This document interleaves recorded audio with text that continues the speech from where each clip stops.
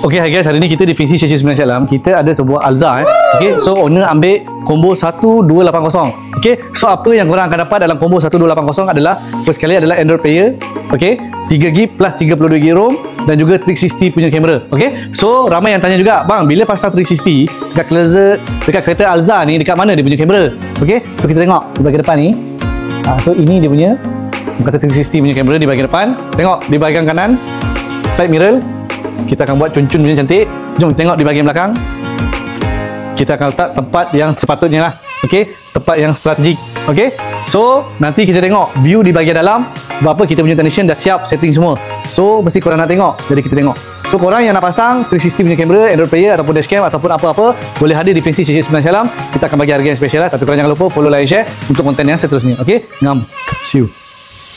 Okay guys, so sekarang kita punya technician dah siap pasang Android player dan juga 360 semualah. Okay, so kita tengok 360 punya kamera. Nampak? Sangat concon. Ini di bahagian depan, ini di bahagian belakang. Bila kita bagi signal, nampak? Dia akan keluar macam ni lah. Kita boleh setting sama ada nak macam ni boleh, nak macam ni boleh, nak macam ni pun boleh. Okay, so ini belah kiri. Okay, tengok ni belah kiri, ni belah kanan. Nampak? Dia akan tukar lah, nampak? Sangat-sangat cantik and then memudahkan kita punya pemanduan lah. Okay, so korang yang nak pasang macam ni, jangan malu, jangan segan, hadir jumpa kita terus buat pemasangan. Okay,